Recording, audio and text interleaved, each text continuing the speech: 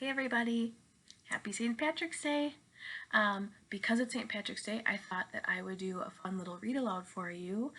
It's one of my favorite St. Patrick's Day books. It's called Jamie O'Rourke and the Big Potato. So, here is the cover. I'm going to do my best to show you on the camera so that you can see the story. Feel free to pause it whenever you need to. And here we go.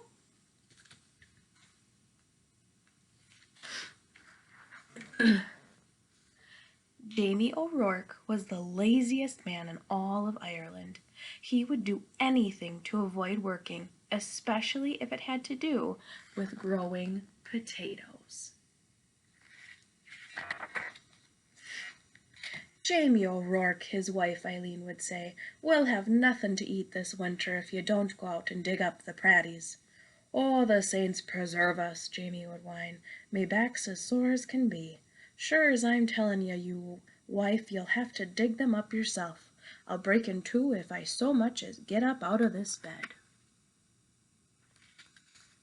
So Eileen, who had done all the planting and watering and weeding anyhow, would go out to the tiny garden and dig up the smallest potatoes in Ireland, all because Jamie was too lazy to dig a larger garden and had no money to buy good potato seed.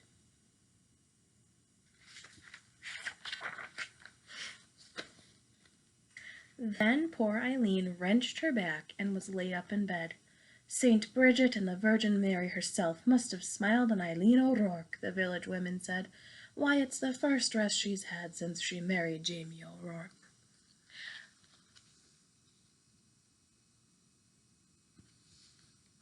With Eileen in bed, Jamie began to worry. No Eileen to dig meant no pratties all winter, and no pratties meant no food. Oh, poor me, wailed Jamie. I'll starve to death. I'd best go to church and confess to Father O'Malley. There's no telling how soon old Death will be knocking on me door. So even though it was midnight, Jamie set out for the church. He was about halfway down the hill when he heard singing and a tap, tap, tapping sound. What do you think that tapping sound could be? Let's find out.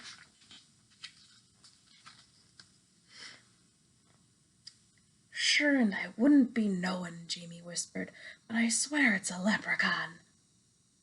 And sure enough, sitting in a circle of ferns in the moonlight was a leprechaun singing and hammering tiny nails into the heels of the fairy boots he was making.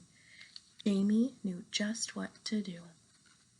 He crept up and grabbed the little man by his coattails and held firm. Let me go, the leprechaun shouted. Not on your life, Jamie said. Not until you show me where you keep your pot of gold.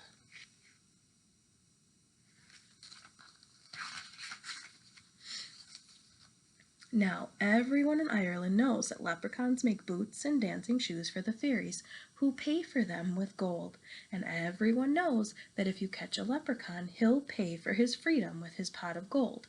But this leprechaun was cleverer than most. Oh, please, Mr. Mortal Man, he pleaded. I'm just starting out making fairy shoes, and I only have 1 or 2 pieces of gold in my pot. Won't you take a wish instead? Why, what would I wish for? Jamie asked. Me who's about to die of starvation because my wife is sick in bed and can't dig the pratties for the winter, and they're such puny pratties anyhow. Well, said the leprechaun, reaching into his pocket, you could wish for the biggest pratty in the world. It would last all winter, and you wouldn't have to do anything more than plant this seed, water it, and wait.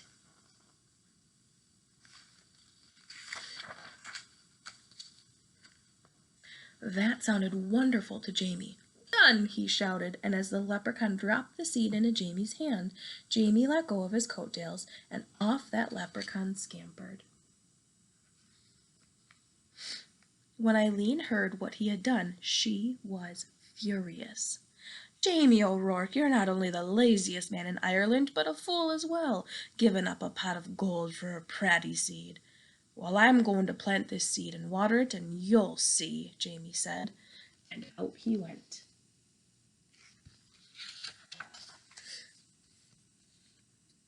And, faith, Eileen did see.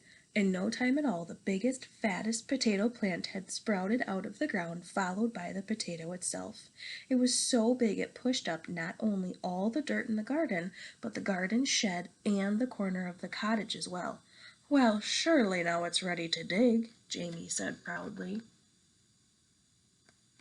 That is a big potato, isn't it? He hoed all around it, but he couldn't dig that pratty out of the ground. He got a beam and a big rock and tried to pry it out. He pushed and he pushed, but it wouldn't budge. As he was pondering what to do, his neighbor passed by on his way to the village. He couldn't believe his eyes. He couldn't wait to tell everyone in the village what he had seen. And before you knew it, the hill up to Jamie's was filled with villagers coming to see the big potato.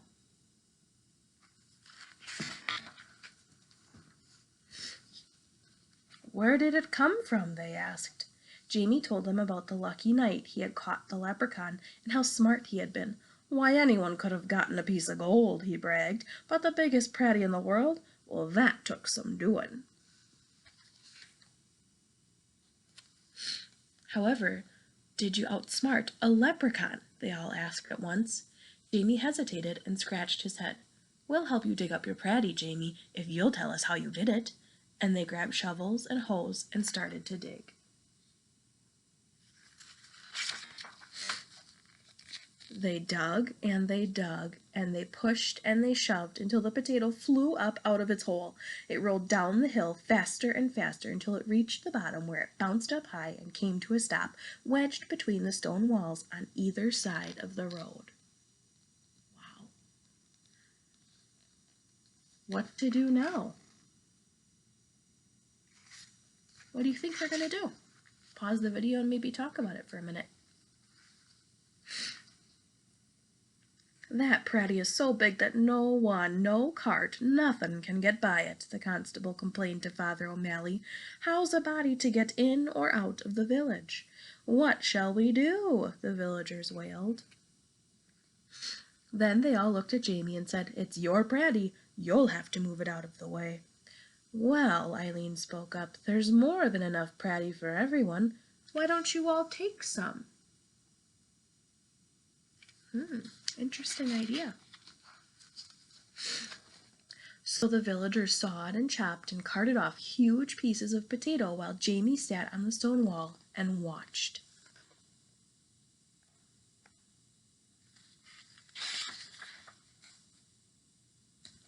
All winter long, everyone had potato to eat and eat and eat until no one wanted to see or hear of potato again.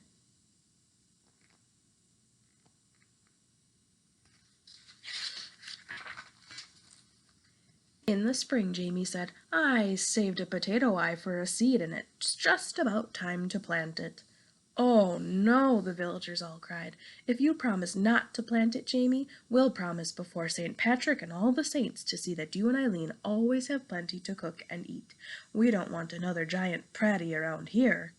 Jamie smiled and agreed. What a perfect life for a lazy man. "And so you see, darling Eileen," Jamie told her, "I wasn't such a fool with that leprechaun after all." And Eileen had to admit that Jamie O'Rourke was right. Look at all that food. And they didn't have to do anything to get it except not plant another potato. And look at that. The leprechaun outsmarted him and he had his gold the whole time. So there you have it. There's Jamie O'Rourke and the big potato. I hope you liked it. I hope you have a great St. Patrick's Day. Send me pictures or videos on Twitter or email about any fun activities you do. If you build a leprechaun trap, show me what reading or fun spots you read in. Let me know what you're up to, and I will try and do the same. I miss you guys already, and I hope to see you back at school really super soon. All right. Bye, friends.